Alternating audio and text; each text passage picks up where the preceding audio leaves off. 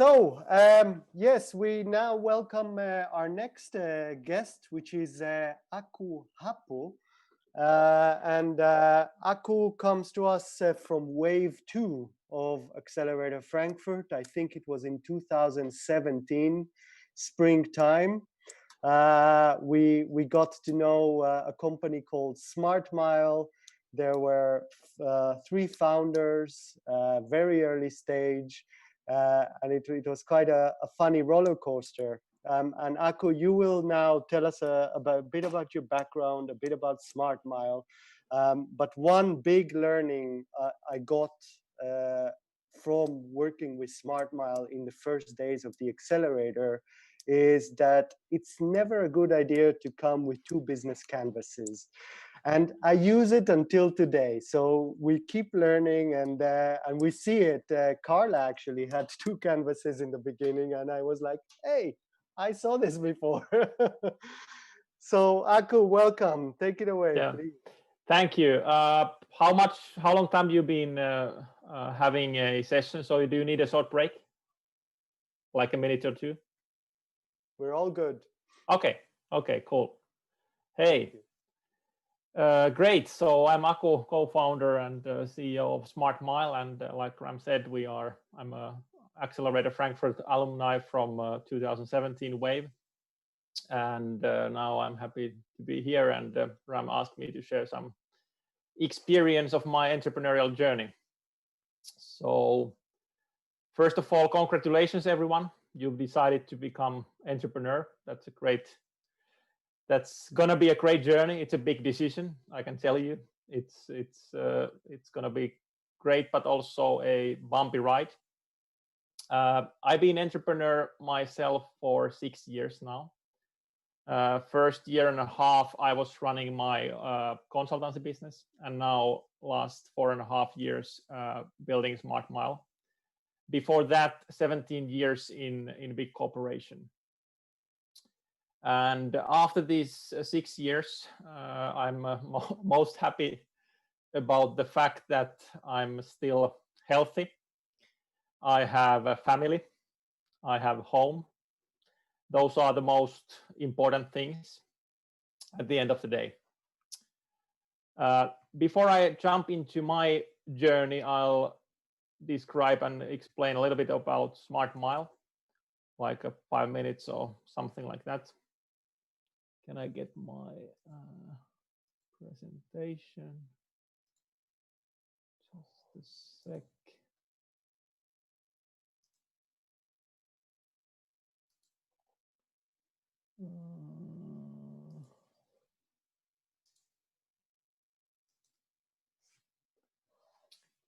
Okay, you see something? Yep, very good. So I guess you all guys buy goods online, and we have a solution that helps us all online buyers.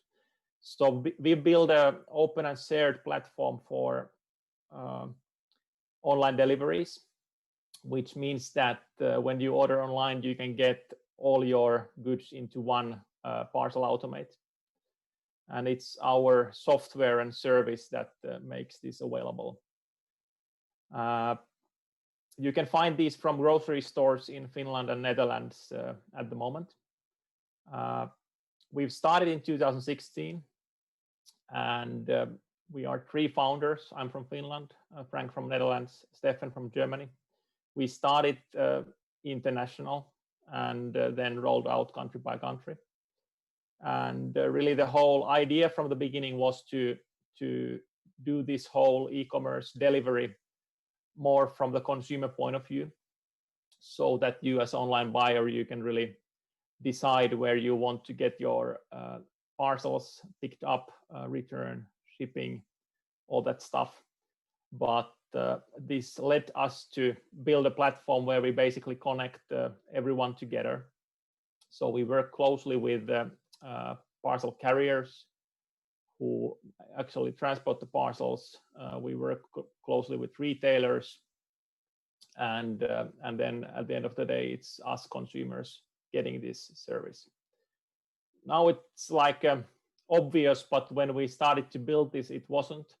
But as end result, we have a totally neutral, open, so-called hardware agnostic service.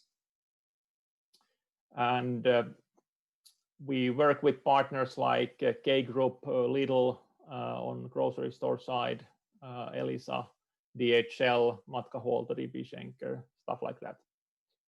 So today we serve we are at the level to have like 50,000 end customers per month. We are growing pretty rapidly at the moment after 4.5 years. Believe that it would have happened way quicker, but now it's finally happening. And actually, COVID-19 only boosted our volume in April.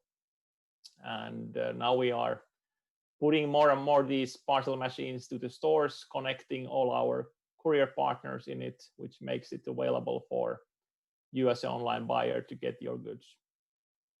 We have plenty of other innovations. We have a local click and collect, we have groceries, we have instant delivery, we have a lot of things, but really the basic business for us, which is growing and scalable, is to make these open and shared parcel lockers available for everyone. And then after, when that's working, we can add more services into it. 3 founders. I'll tell a little bit more about us later, but really good to have 3 completing skills, 3 totally different guys, 3 totally different countries, and really happy to share this journey with Stefan and Frank. And really, it means a lot not to do this alone, but really with a good founding team. I really miss them. It's been a while. Yeah. Today we have a team of 15 people. Our team is coming from 7 different nationalities, so it's very diverse.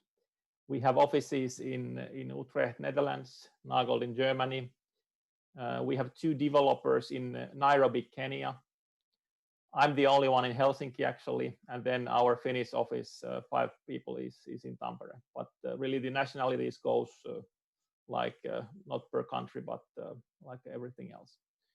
Our team call us founders, founding fathers, because the team is young. We've been able to attract talented people, from some of them straight from the school, empower them, give them a lot of work, and they've responded with a great job, and very diverse team all in all.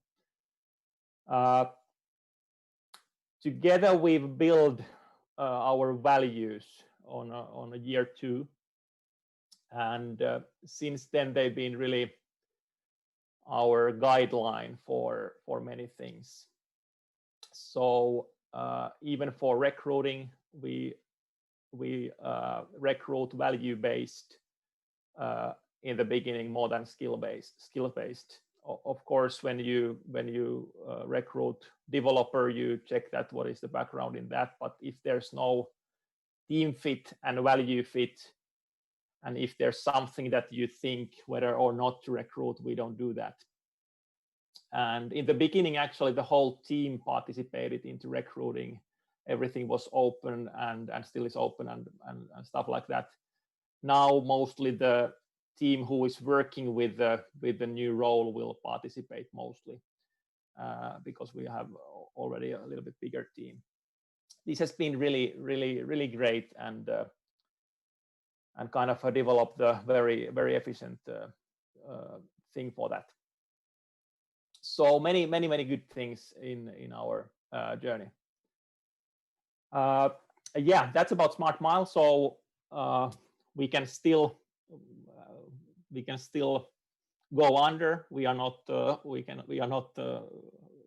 reached the break-even point yet, but with the speed we are doing today, we can achieve that in April, May next year. So within 6 months. And first time we really see the point that, hey, if we keep on doing what we do and this goes like it goes today, we can be cash flow positive in 6 months. And that's very big relief after almost 5 years to see this. We don't have to if we get more money to grow, but we can if we want. Okay, how I became entrepreneur. I was working 17 years in a big corporate called Posti, so it's National Finnish Post. I started there straight from the school in a finance position at the age of 24, moved quickly to business at the age of 27, and I was 13 years in different business positions for Finnish Post, and ended up at the age of 41 when I was vice president for e-commerce and parcels. And it was a great journey. I really enjoyed doing things with many people there, but all the time I was a bit like entrepreneur inside a big corporate. So I always had my own goals. So I had harder goals than my bosses ever had, and I challenged them more than they did me sometimes. So I was kind of at my worst day, I was like a difficult to handle and loose cannon there. But I learned a way how to deliver results, and also learned a way how to impact on things that I could impact it. But the higher I grow in the organization, the more I realized that actually my passion to change this company is an ambition level is higher than the owner have and higher than the other management team have, and that creates the conflict. And finally, I needed to give up. So I realized that I can't change the company, and it's going to be my company, even I run my business like an entrepreneur. And then I tried to find a way how to get out of it, and it wasn't easy. There was no question to apply for other job. I wanted to be entrepreneur, but I didn't know what to do. What would be my business? Biggest fear was financial fear, of course. I started to suffer when I fight against the like a big thing, and then at the end of 2014, finally my wife gave me a permission that, hey, give it a try. Let's find a way that you try something in a very controlled and safe way, and if it doesn't work, you go back. Okay, let's do it. And I found a solution to have a 1-year study leave. That's a law in Finland. So I agreed with the CEO that I'll have a 1-year study leave, and actually he even said that if you totally fail, you can come back after 1 year. I studied 8 days. I went to the mental mindfulness course or something like that, which was very helpful. And then I immediately founded my own company, 1st of January 2015. And that was just OY for consulting and business development, and didn't know what to do. But very quickly I started to get offerings from my network that, hey, you are on study leave, you can help us and you can help us. And I decided to help only the companies and people who are like passionate, and I really like to work with and stuff like that. And it started to go pretty well. Still, I picked up it very gradually, and I remember on month 3, I think, my son was asking that, hey, Dad, you are a lot home nowadays, so how's your business doing? And yeah, it's going well. And on 4th month, I already had 3 other entrepreneurs helping me, and we had a project ongoing. And then I quit it from Posti and started to boost the business development part of it. And why I'm telling this is that actually the first year running this business development consultancy was my proof of concept to become entrepreneur. And it went too well. I got too many interesting projects and delivered results. I never sold hours. I always were able to make some kind of a project deliverable out of it, and then also hired other entrepreneurs to help me. And at the end of the year, my like a financial buffer was way better than it was in the beginning of the year. So it gave me a little bit wrong confidence. I felt that I'm invincible, so I can do whatever, and that led to another thing. But the biggest project during that year was that we established a European sales office for Estonian parcel locker company, and I did that with Frank, who became a co-founder at Smartmile. We went through the whole Europe. 25 countries, 110 clients, and we were selling a parcel locker system to one company at a time. And during that journey, we met Stefan, actually. We didn't deliver so many deals, but we learned a lot from the market. We like having experience in this business, we were proving our judgments and many things. And we gave home and started to sketch our own ideas in early 2016.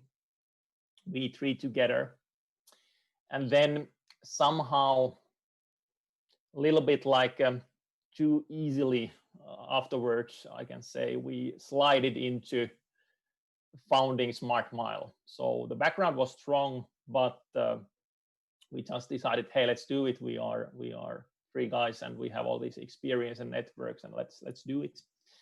And at that point, I honestly didn't realize the difference from well-working consultancy entrepreneur to become a startup founder. And also I made a mistake, so I didn't communicate that very clearly to my family. So they kind of also didn't have that idea. And somehow I kind of explained that to myself that, okay, we try that, and if it won't work, we can go always back to our existing businesses and consultancy work. But kind of in bottom of my heart, I knew that it's not going to happen. So I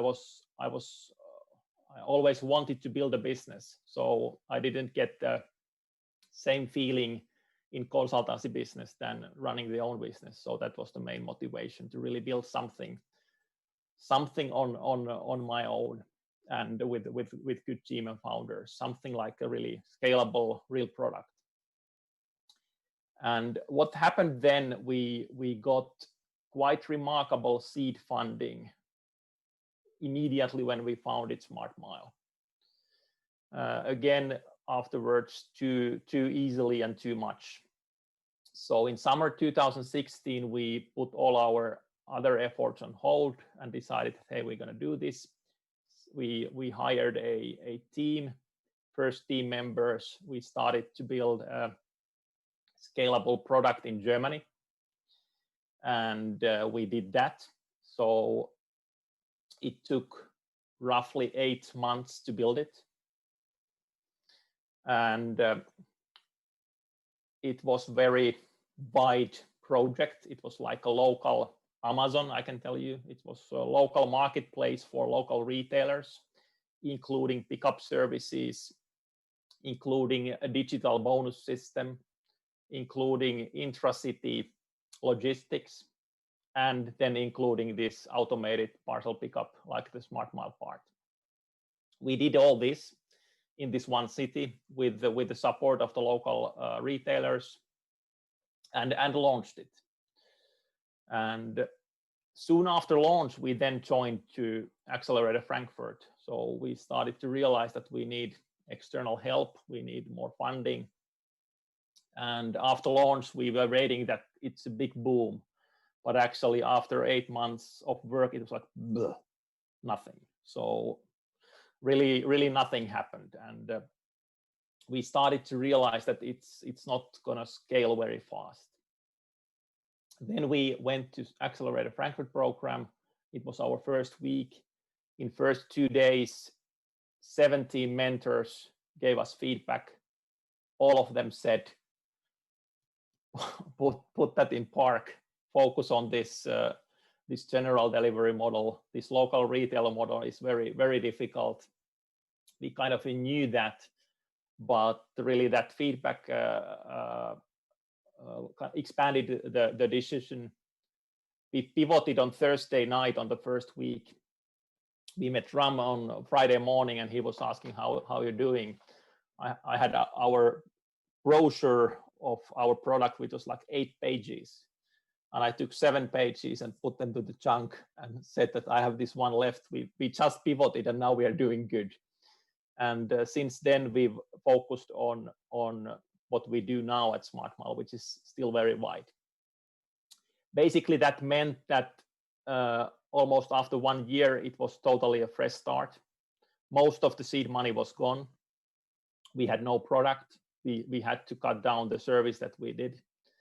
And kind of then with the last available money, we created some very small local pilot in Germany, but still we had no paying customers, nothing. We started to meet a lot of investors and more investors and more investors. And actually finally, between the seed round and the next investor, we met 100 investors. Most of them gave very positive feedback, but none of them invested. So autumn 2017, we had a team, we had loss-making, no paying business, and the money was gone.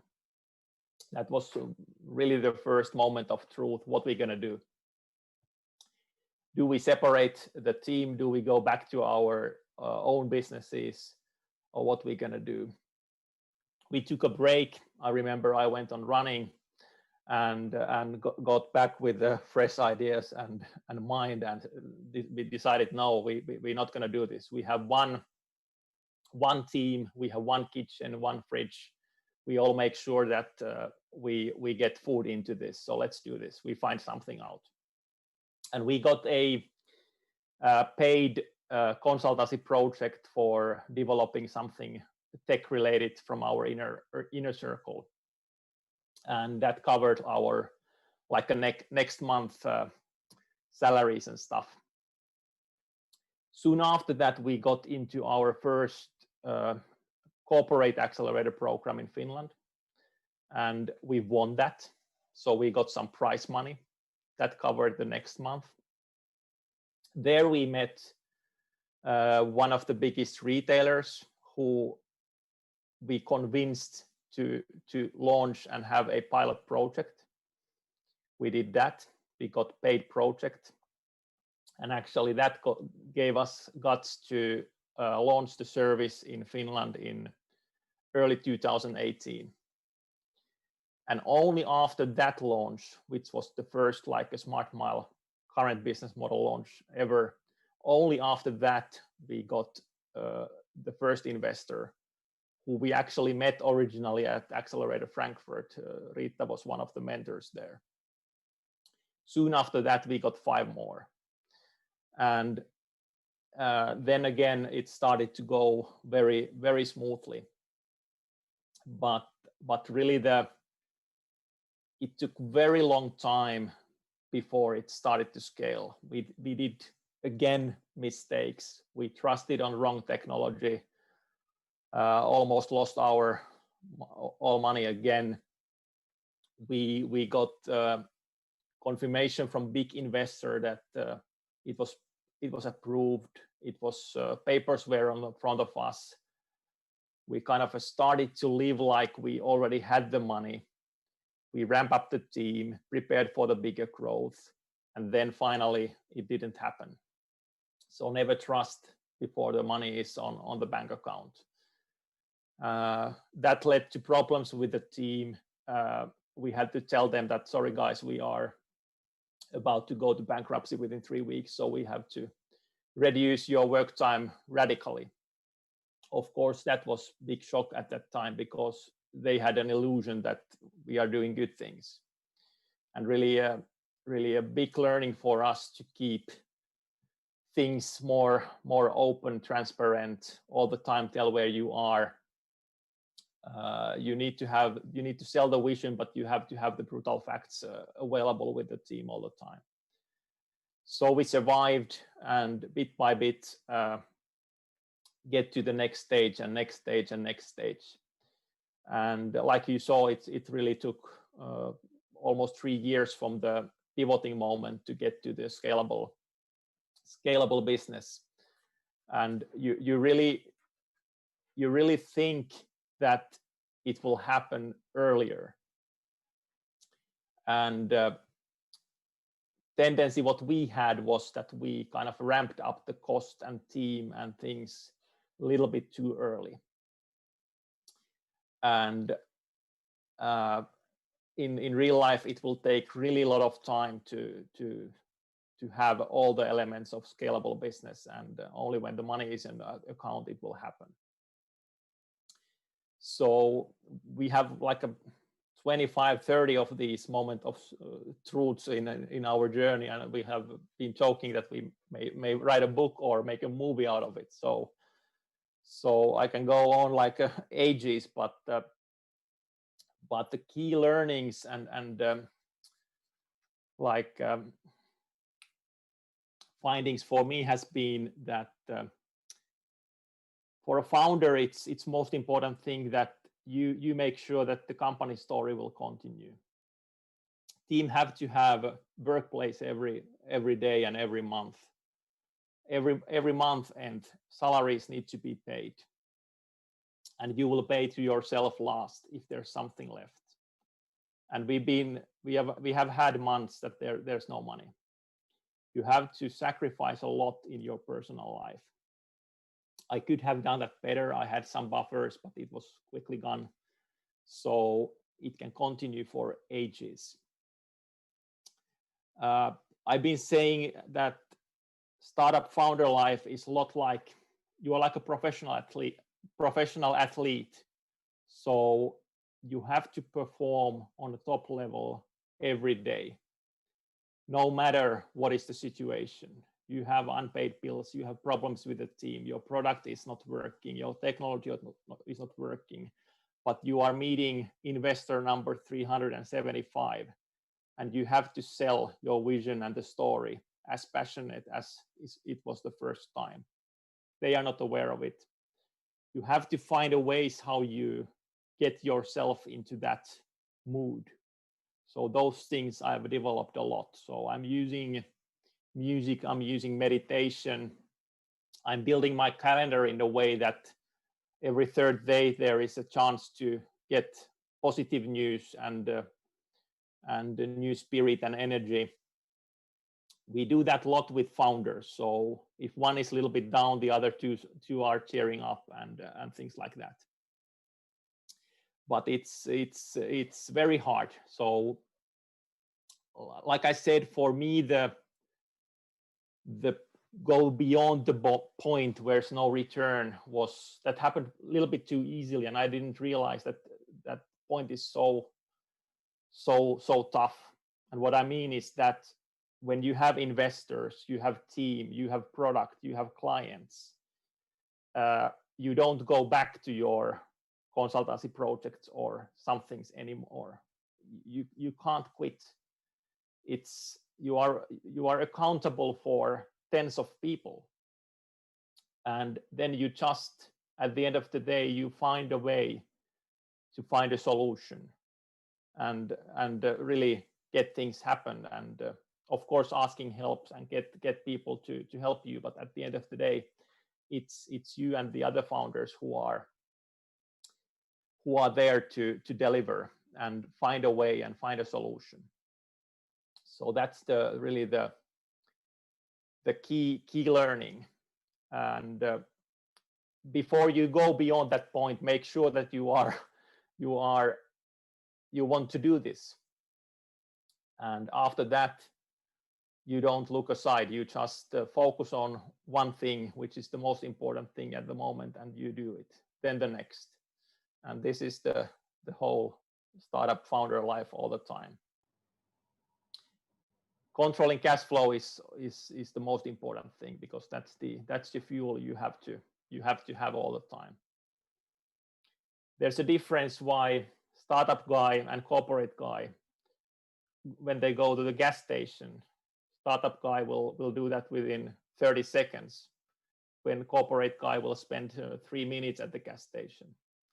Reason is that startup guy will have 10 euros for gas, and then he or she will go. Corporate guy will have a corporate card and a full tank. Startups don't have full tank. We are under-resourced all the time, chronically, resource-wise and money-wise, and that's name of the game. So when you enter into this, make sure that your family and inner circle and support group really is with you. You will ask a lot from them. My family is saying that I've created another family, and they've bit lost part of me to this other family, and it is true. It's so 24/7 thing. But yeah, would I do it again? Yes, for sure. What I would do differently, a little bit more buffer financially, a little bit more communication of everything, but I didn't know, so kind of difficult to say. What I would like to say to you is that believe your dreams and follow them, and really never ever give up. Good things will happen. Thank you very much. I'm happy to answer your questions and hear your comments a little bit more. That was a super inspiring story, and my question would have been like, would you still do it again? But you answered already that you would. I would do that again. I would do that again. But oh boy, how little I knew. So really the moment of truth that, hey, from corporate consultancy to startup, it just happened very quickly, and for me it was like a smaller change. Biggest thing for me was to quit from the corporate and start as a consultancy. And like I said, for me it went too easily. So I just today told my business partner that I think that it's good that we don't know how things would get tough. Yeah. Now it's just like a pure honeymoon, and you're just like jumping for joy. Like there is no money anywhere, but it's just freedom and exactly. You to be able to... Yeah, that has been the motivation for me. So there's no political limitations. There's only business, and it's like a free competition. And okay, you don't have money, but when you do the right things, you can get partners and business and stuff like that. And that's been the best part of the journey, and really would like to do it again if possible. I would be interested in hearing, have been doing that a bit now, meeting the investors and looking for the money, and when you're meeting the 200th and something investor. So how did you actually keep on going? What made you kind of be at your best with every investor meeting? You said you use music and something else to kind of on a hard days I kind of need to meditate myself into that mood if I'm not, but of course the positive signals you get. So in every meeting you can learn something, and most of the feedback is positive, and then you correct things, and if something is not working, you try something differently. So I'm very, I think, good and optimistic to see the positive signals, if they are even a small one. So we have investors who have said us no 4 times, but after first no, they left small things open, and I called back after 6 months and said, hey, what you said then is not valid anymore. Give me 2 minutes. And then he said, hey, let's meet next week. And then we had 2 hours. And at the end, he started to debate with himself how he can convince the others to invest. And then I knew that now I don't have to sell anymore. I can lean back and just make it happen. So of course you have to read people and kind of you learn to analyze. So our hit rate today for investor meeting is way better than it was in the beginning. We just shooted things out randomly like Ram and Maria saw in the program, but you learn these things, of course, from the feedback, and also your own kind of a product and team and everything goes better. But it's for me, it has been almost full-time job at times to do this funding part. Thanks. It's amazing. I was quiet because there's nothing for me to add. It's great to know people like you, Aku, and I brought you here for a reason. Maria and I, we see many startups, and very few of them understand these journeys and the roller coasters that go through. But the successful ones, or the ones that do reach at least the 5th year, do go through similar roller coasters, and it's really the ones who are able to persevere. And it's exactly, and it's learning all the time. So sometimes you learn slower than sometimes. Sometimes you learn quick, and we've been hitting our head into the bone for many times, but finally it will happen. And we had a lunch last month, Aku, remember, and I just learned so much from you, just from your journey, myself, that you told me the whole things. And one thing that stuck with me, and very, very important for every startup that we work with, is the difference between being an entrepreneur and being a consultant. And perhaps you can elaborate on that, because it's a bigger step. It is, to move from corporate to consultancy, and then from consultancy to entrepreneur.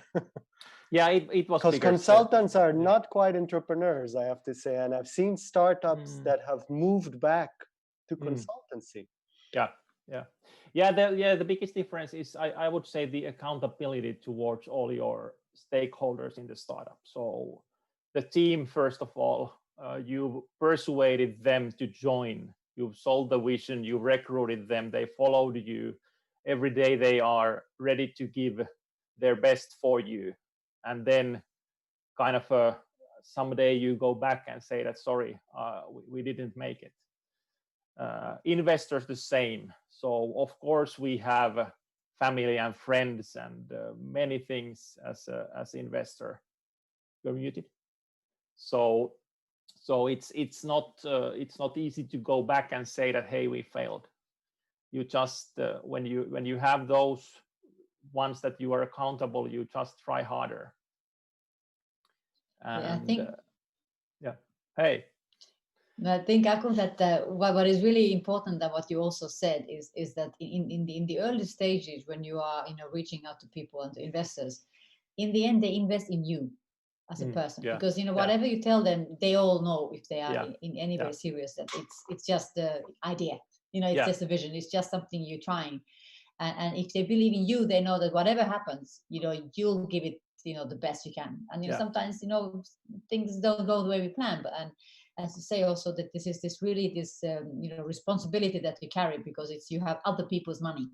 When you're consultants, you just get project, you get paid, and you do something. But you're building, in a way, you sharing your dream with other people, and you convince them to give them your money, their money to you, and you will use it in the best possible way.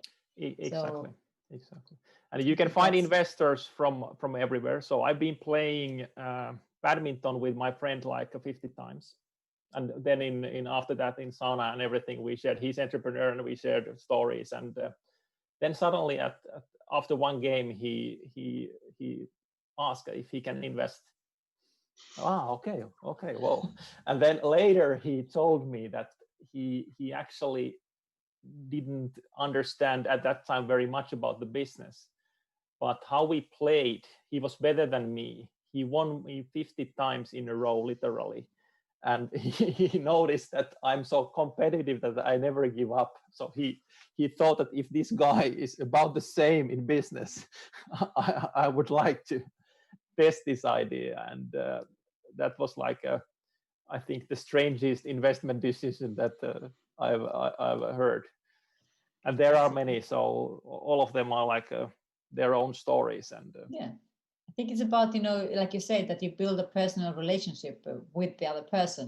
Yeah. I think what we heard also during the online program, that of course there were even those companies that were in the online program, they got investors, but mainly they got investors because we spend so much time with the startups, and we in a way gave the investor a feeling that you guys we have chosen right companies and they're willing to invest in them. But maybe the last, thank you. I think it was amazing. I think I really appreciate it, Aku, for sharing, and all of our wonderful, great female founders. It was wonderful to hear all those good ideas you had also for the customer journey and how to acquire users. So thank you for today. Next week we're back, and don't forget that the demo day is on the 16th. Thank you very much. Good luck for everyone for that. So yes. Thanks. Be prepared. Cool. Thank you, Aku.